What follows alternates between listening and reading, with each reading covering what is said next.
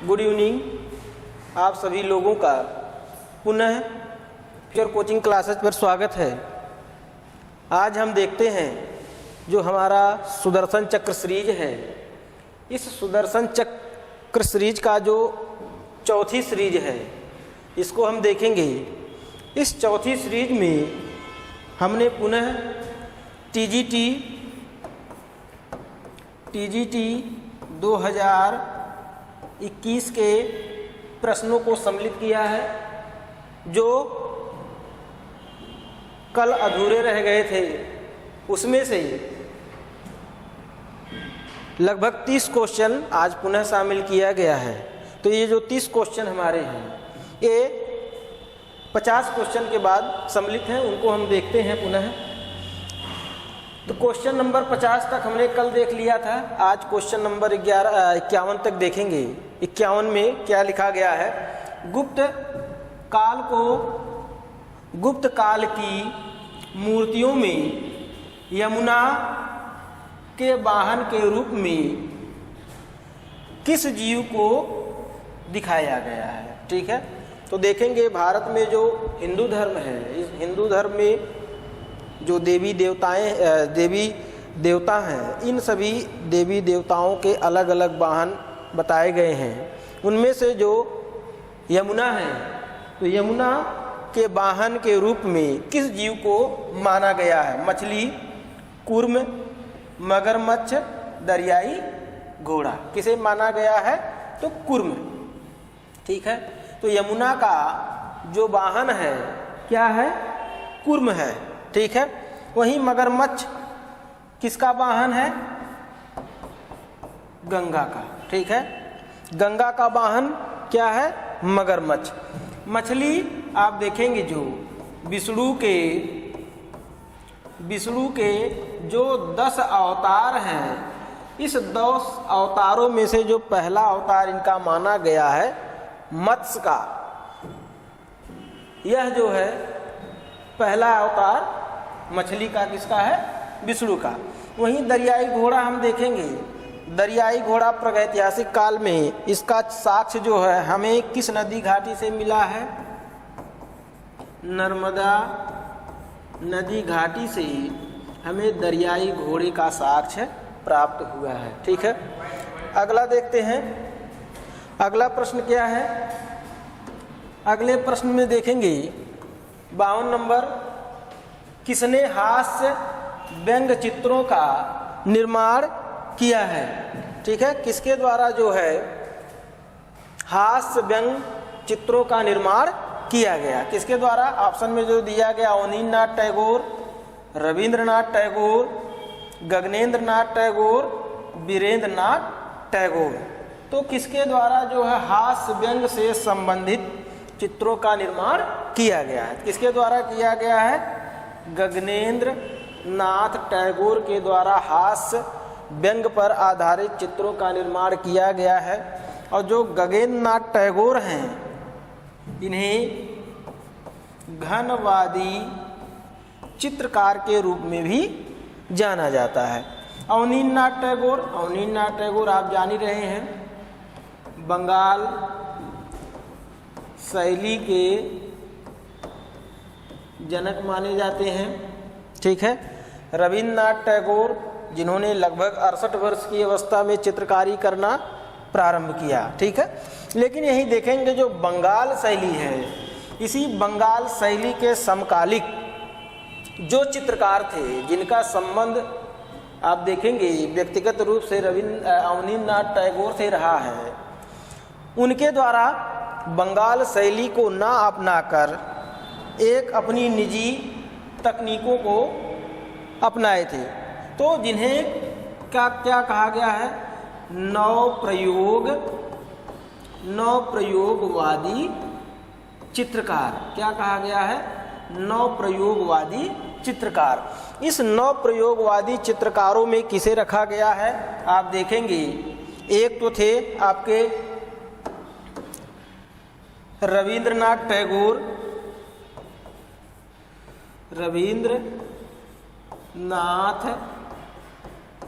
टैगोर और दूसरे आप देखेंगे दूसरे कौन थे? गगनेंद्र नाथ टैगोर, गगनेंद्र नाथ टैगोर। तीसरे कौन थे? यामिनी राय, यामिनी राय। चौथे नंबर कौन था? अमृता शेरगिल, अमृता शेरगिल। ये चार ऐसे चित्रकार थे जिन्होंने बंगाल शैली के समकालीन ही इनके द्वारा कार्य किया गया। लेकिन ये जो चारों चित्रकार हैं इनके द्वारा बंगाल शैली को न अपनाकर अपनी निजी शैली को अपनाया गया है, इसीलिए इन्हें किस नाम से जानते हैं? नव प्रयोगवादी चित्रकार के नाम से इन्हें जाना जाता है। ठीक है, अगला देखते हैं। 53 नंबर क्वेश्चन क्या कह रहा है? इनमें से कामसूत्र के टीकाकार हैं, कामसूत्र के टीकाकार किसे माना गया है? भरतमुनि, वात्सायन, यशोधर पंडित, केशवदास।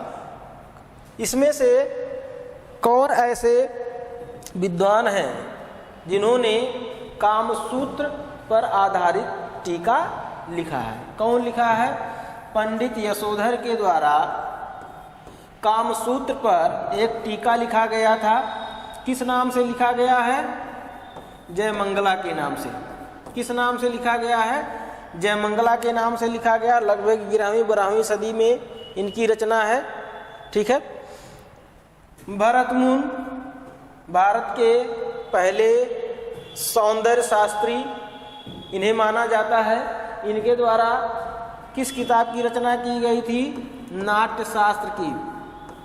नाट्य शास्त्र किसके द्वारा लिखा गया है? भरतमुनि के द्वारा, जिसमें कुल 8 रसों का वर्णन किया गया है। ठीक है।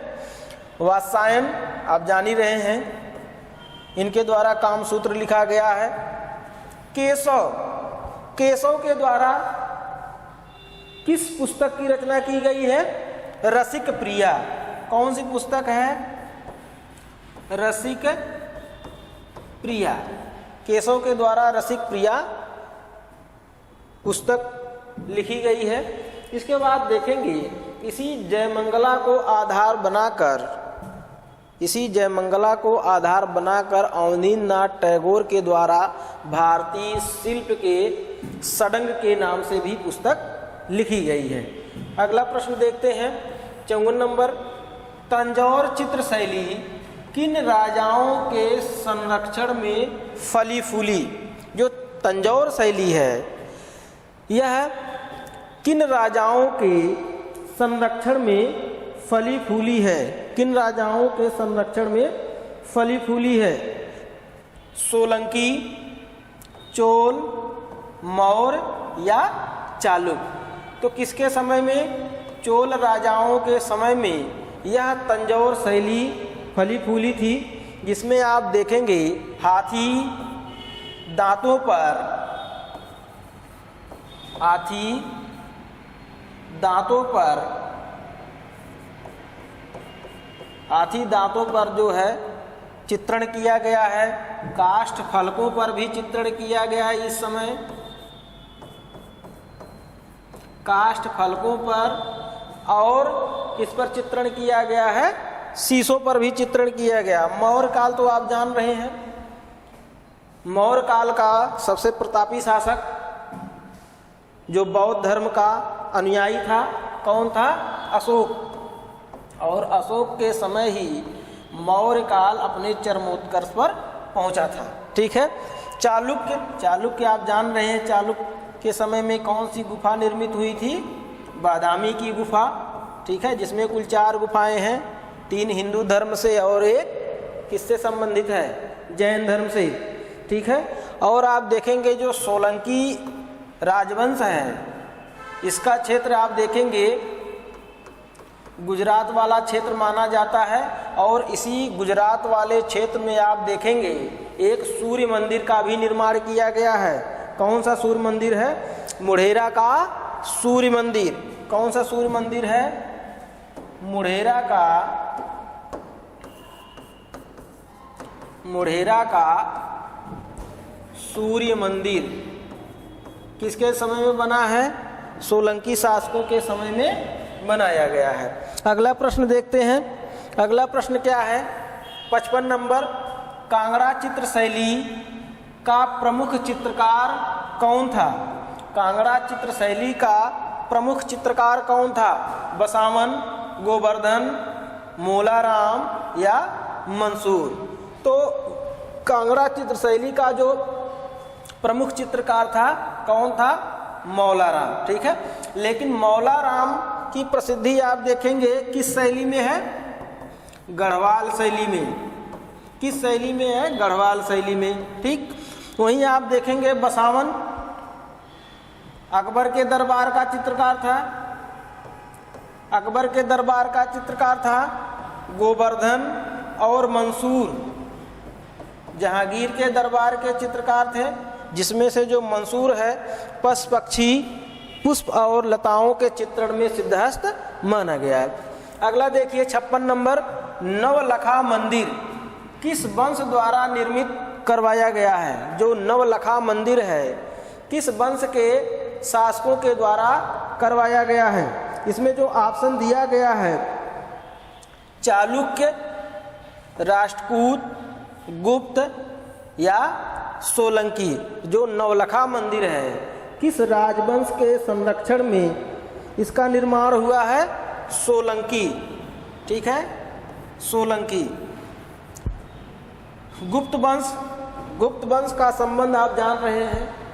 प्राचीन भारतीय इतिहास का पहला स्वर्णकाल जो है किसके समय में हुआ है? गुप्त शासकों के समय में। और गुप्त शासकों में आप जानते हैं चंद्रगुप्त विक्रमादित्य को, चंद्रगुप्त विक्रमादित्य,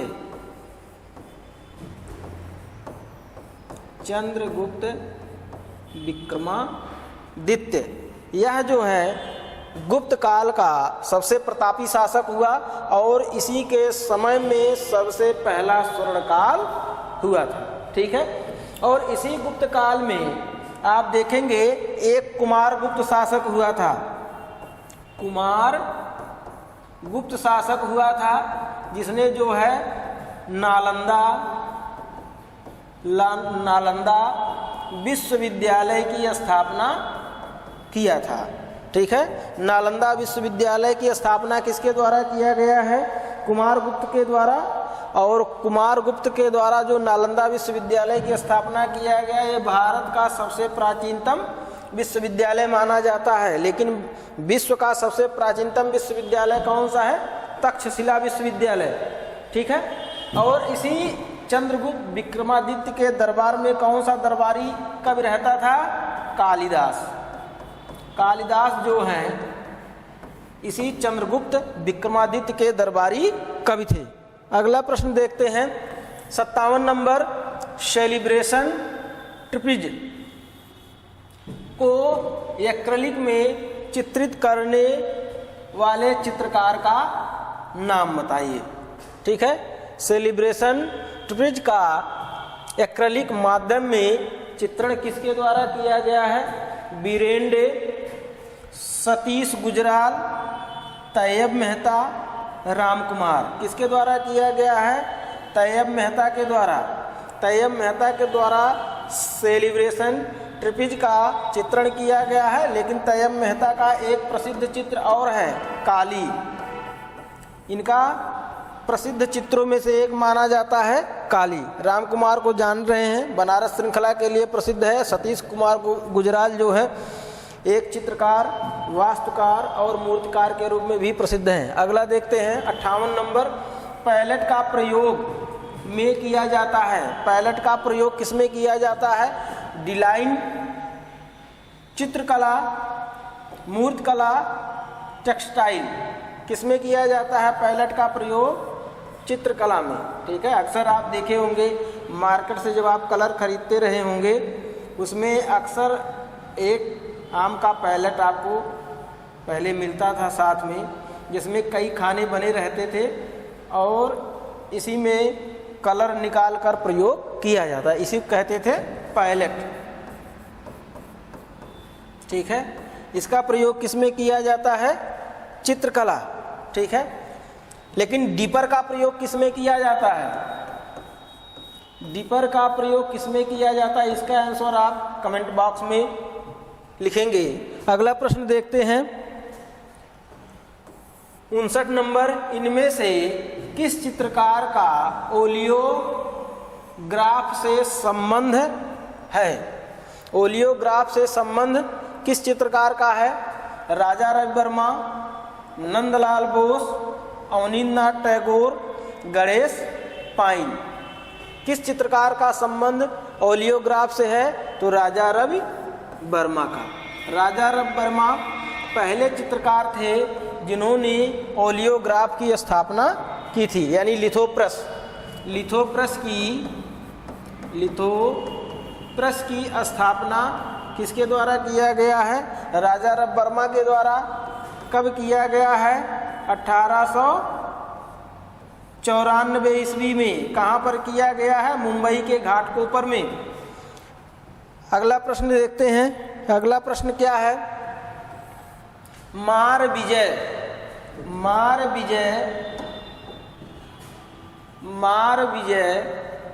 की मूर्ति अजंता की किस गुफा में है? मार विजय की मूर्ति अजंता की किस गुफा में है? मार विजय की मूर्ति अजंता की किस गुफा में है? गुफा संख्या 2, गुफा संख्या 1, गुफा संख्या 17 या गुफा संख्या 26? किसमें है? गुफा संख्या 26 में। गुफा संख्या 26 में मार विजय की मूर्ति प्राप्त है। इसी के साथ साथ आप देखेंगे महापरिनिर्वाण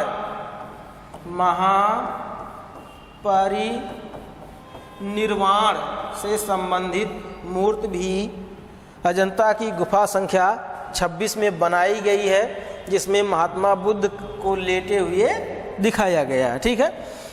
इसके बाद आप देखेंगे जो गुफा संख्या 17 है, इसमें आप जान रहे हैं माता और पुत्र का चित्रण किया गया है। गुफा संख्या 1 मुख्य रूप से बोधिसत्व के लिए प्रसिद्ध है, और गुफा संख्या आपका जो है 2, इसमें आप देखेंगे 2 बाएं अंगूठे वाली स्त्री का भी इसमें चित्रण हुआ है।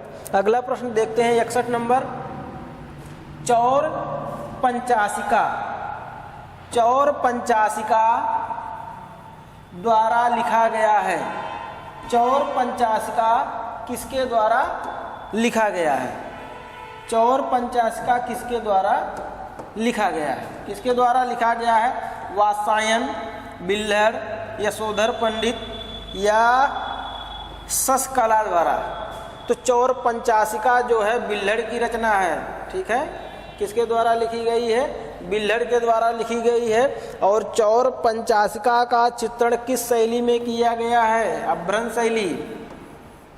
अभ्रंश शैली में इसका चित्रण किया गया है, जो किस रूप में प्राप्त है? एक पोथी चित्रण के रूप में प्राप्त है। अगला देखते हैं 62 number, A brush with life किसकी आत्मकथा है? ए ब्रश विद लाइफ किसकी आत्मकथा है? किसकी आत्मकथा है? बीपी सिंह, सतीश गुजराल, टी बैकुंठम, जोगेल चौधरी। किसकी है आत्मकथा? सतीश गुजराल की है। सतीश गुजराल की आत्मकथा ए ब्रश विद लाइफ। और सतीश गुजराल को आप जानते हैं, जिन्हें एक चित्रकार, मूर्तिकार और वास्तुकार के रूप में भी इन्हें जाना गया है, ठीक है। अगला प्रश्न देखते हैं। अगला प्रश्न 63 नंबर क्या है? मधुबनी चित्रों में किस प्रकार के रंगों का प्रयोग किया जाता है? मधुबनी चित्रों में किस प्रकार के रंगों का प्रयोग किया गया है? रासायनिक, प्राकृतिक, जल या इंद्रधनुष? तो मधुबनी चित्रों में आप देखेंगे प्राकृतिक रंगों का प्रयोग किया जाता है, ठीक है। किस रंग का प्रयोग किया गया है? प्राकृतिक रंग का प्रयोग जो है मधुबनी चित्रों में किया जाता है। लेकिन मधुबनी का संबंध किस राज्य से है? बिहार से, ठीक है। बिहार के जितवारपुर में जो है मधुबनी पेंटिंग जो है आज भी बनाई जाती है। अगला प्रश्न देखते हैं 64 नंबर, निम्नलिखित में से कौन एक प्रिंट मेकिंग कलाकार है? प्रिंट मेकिंग से संबंधित निम्न में से कौन सा कलाकार है? अनुपम सूद, मंजीत बाबा, नंदलाल बोस, महेंद्र पांड्या। निम्न में से कौन सा कलाकार है जो प्रिंट मेकिंग से संबंधित है? प्रिंट मेकिंग से संबंधित कौन सा कलाकार है? अनुपम सूद। अनुपम सूद है, ये मुख्य रूप से छापा कला या प्रिंट मेकिंग से संबंधित कलाकारों में इनका नाम जाना जाता है। अगला देखते हैं 65 नंबर क्या है? कंपनी शैली का चित्रकार कौन है? कंपनी शैली के चित्रकारों में निम्न में से किसे जाना गया है? Christopher Kettle, Alice Kettle, Neville Tully या टिली कैटल। कौन है कंपनी का चित्रकार? Tilly Kettle. Tilly Kettle Bharat आने वाला यह जो है एक चित्रकार है जो कंपनी शैली में इसके द्वारा कार्य किया गया है। अगला देखते हैं 66 नंबर का क्वेश्चन क्या है? कांथा टेक्सटाइल को लोक कला के रूप में कहाँ से संबंधित है? यानी जो कांथा टेक्सटाइल है यह जो लोक कला है इसका संबंध कहाँ से है? उड़ीसा, बिहार, बंगाल, आंध्र प्रदेश। तो कांथा टेक्सटाइल का संबंध आप देखेंगे बंगाल से है।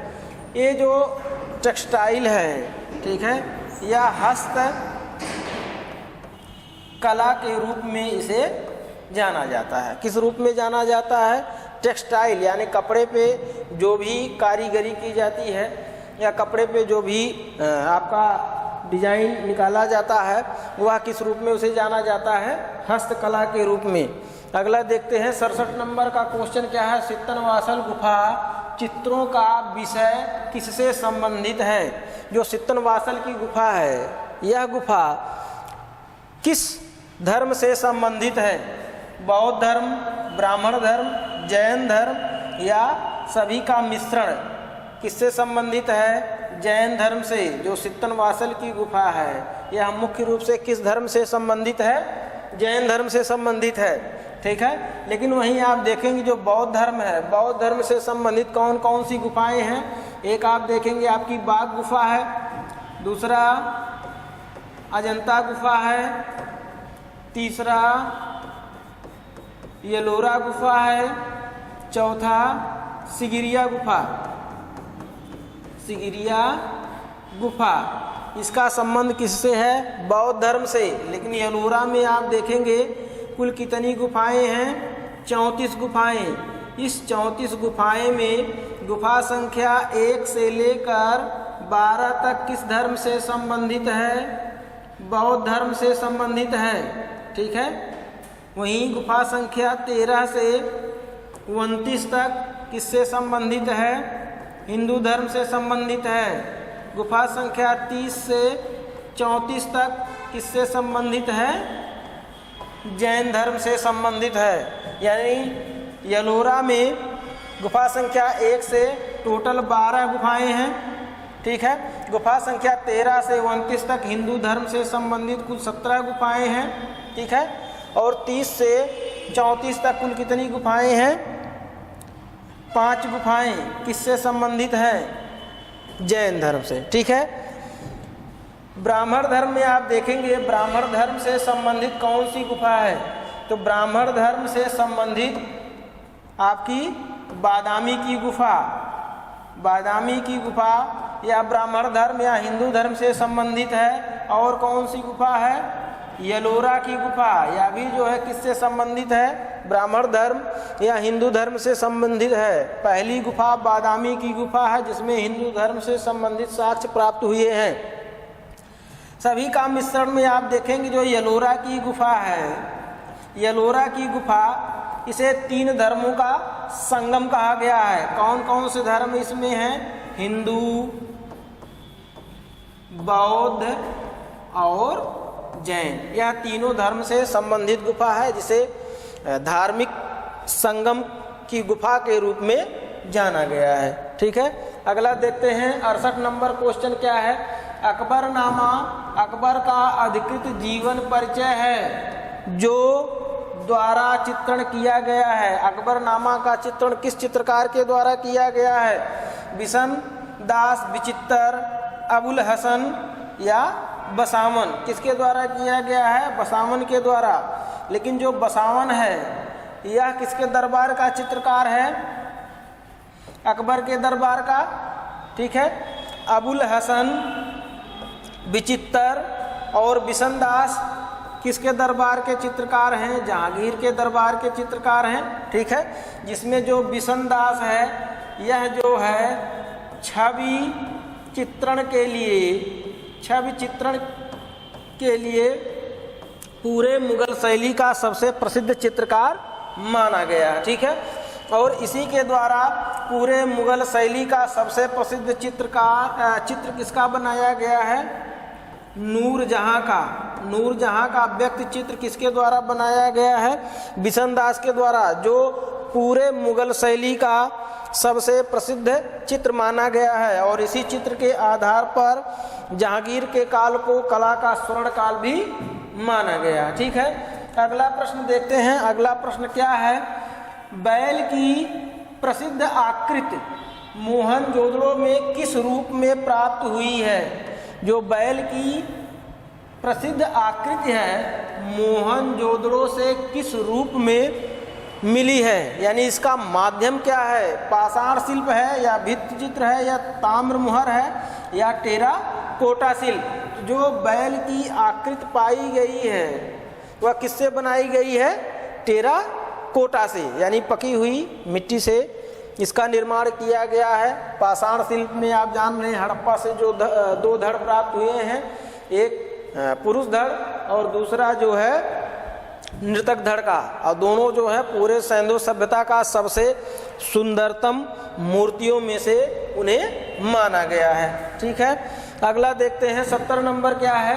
नेकचंद्र रॉक गार्डन कहाँ है? नेकचंद्र रॉक गार्डन कहाँ है? हैदराबाद, चंडीगढ़, बेंगलोर या मुंबई? कहाँ है? चंडीगढ़। चंडीगढ़ में नेकचंद्र सैनी के द्वारा एक रॉक गार्डन का निर्माण किया गया है जो अवशिष्ट पदार्थों से बनाया गया है। अगला प्रश्न देखते हैं क्या है? अगला प्रश्न है 71 नंबर का। निम्नलिखित में से चक्राकार रेखाएं कौन सा भाव छोड़ती हैं? जो चक्राकार रेखाएं हैं यह मुख्य रूप से इनके द्वारा कौन सा भाव छोड़ा जाता है? शांत, स्थिरता, विश्राम या गति? जो चक्राकार रेखाएं हैं उनसे किसका भाव प्रकट किया जाता है? गति का, ठीक है। वहीं आप देखेंगे जो शांत, स्थिरता और विश्राम है यह किस रेखाओं द्वारा इसका भाव पैदा किया जाता है? तो पड़ी रेखा या इसी को क्या कहते हैं? क्षैतिज रेखा। जो क्षैतिज रेखा होती है उससे जो है कौन से भाव पैदा होते हैं? शांत, स्थिरता और विश्राम के भाव, ठीक है। अगला देखते हैं 72 नंबर क्या है?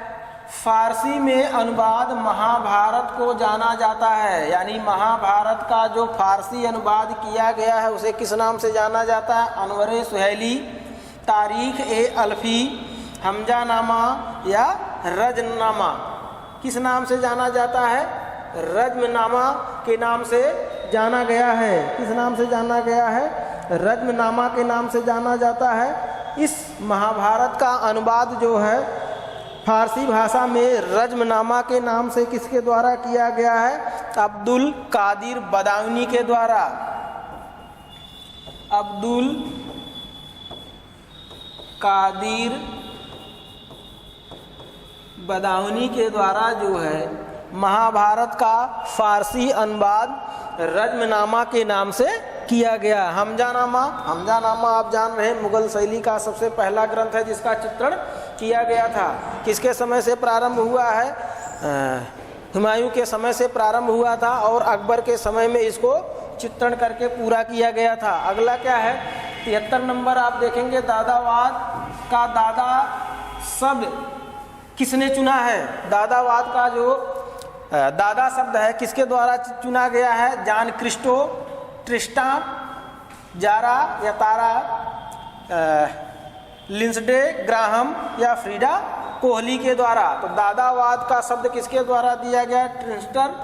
ट्रिस्टा तारा के द्वारा दिया गया है। जो दादावाद का घोषणा पत्र इन्हीं के द्वारा तैयार किया गया है।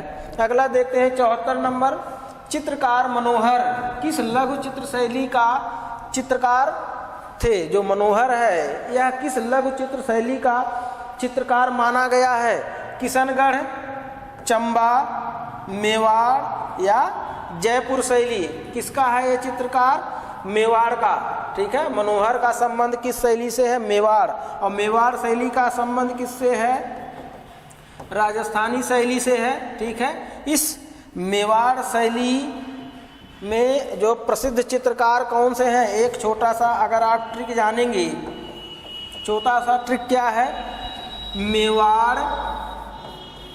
मेवाड़ की मनीषा, अगर इसको याद कर लेंगे तो आपको जो है मेवाड़ शैली में कौन कौन से चित्रकार हैं उसके विषय में आपको आसानी से याद हो सकता है। माँ से हो गया आपका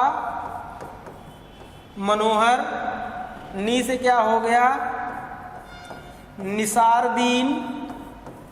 निसारदीन, और जो ये सा है, सा से क्या हो गया? साहबदीन। ये मेवाड़ शैली के 3 प्रसिद्ध चित्रकार थे। ठीक है, अगला प्रश्न देखते हैं। अगला प्रश्न क्या है? 75 नंबर, मुर्गे की लड़ाई प्रसिद्ध चित्र किस चित्रकार का है? मुर्गा की लड़ाई जो है किस प्रसिद्ध चित्रकार के द्वारा बनाया गया है? अमृता शेरगिल, एन.एस. बेंद्रे, के हेब्बर या एम.एफ. हुसैन? किसके द्वारा बनाया गया है? के हेब्बर।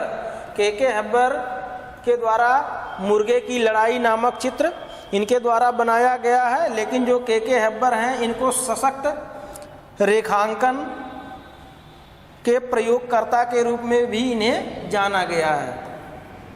सशक्त रेखांकन का प्रयोग किसके द्वारा किया गया है? के हेब्बर के द्वारा। सशक्त रेखांकन का प्रयोग के हेब्बर के द्वारा। अगला देखते हैं 76 नंबर, जोगीमारा की गुफा में स्थित है। जो जोगीमारा की गुफा किस राज्य में है? मध्य प्रदेश, महाराष्ट्र, उड़ीसा या छत्तीसगढ़? जोगीमारा की गुफा जो है किस राज्य में है? छत्तीसगढ़ में है। पहले या किस में था? मध्य प्रदेश में। ठीक है, अगला प्रश्न देखते हैं 77 नंबर, देवी प्रसाद राय चौधरी एक भारतीय मूर्तिकार, चित्रकार एवं के संस्थापक अध्यक्ष थे। जो देवी प्रसाद राय चौधरी हैं वो किसके संस्थापक अध्यक्ष माने गए हैं? कलकत्ता समूह, ललित कला Akademi, Kala Bhavan, Shanti Niketan, national gallery of modern arts. तो जो देवी प्रसाद राय चौधरी हैं इन्हें ललित कला अकादमी का संस्थापक के रूप में माना गया है। और देवी प्रसाद राय चौधरी जो है ललित कला अकादमी के पहले अध्यक्ष नियुक्त हुए थे और मद्रास कला विद्यालय के पहले भारतीय प्राचार्य भी इन्हें बनाया गया है। अगला देखते हैं, सांवरी चित्र किसने बनाया है? सांवरी चित्र जो है किसके द्वारा तैयार किया गया है? नित्यानंद महापात्रा, नलिनी कुमार मिश्र, रघुवीर सेन धीर या बद्रीनाथ आर्या? जो बद्रीनाथ आर्या हैं इन्हीं के द्वारा जो है सांवली चित्र बनाया गया है। जो कहाँ पर है? इलाहाबाद या प्रयागराज संग्रहालय में इसको संग्रहित किया गया है। प्रयागराज संग्रहालय में इसे संग्रहित किया गया है। बद्रीनाथ आर्या के द्वारा जो बनाया गया है इसका माध्यम क्या है? वास। ठीक है, अगला देखते हैं, कौन सा कलाकार अपने स्टील के बर्तनों से बने इंस्टॉलेशन कार्य के लिए प्रसिद्ध है? स्टील के बर्तनों से इंस्टॉलेशन बनाने के लिए कौन सा चित्रकार प्रसिद्ध है? अतुल डोडिया, विवान सुंदरम, सुबोध गुप्ता या चिंतन उपाध्याय? कौन सा चित्रकार है जो अपने स्टील के बर्तनों से इंस्टॉलेशन तैयार किया था?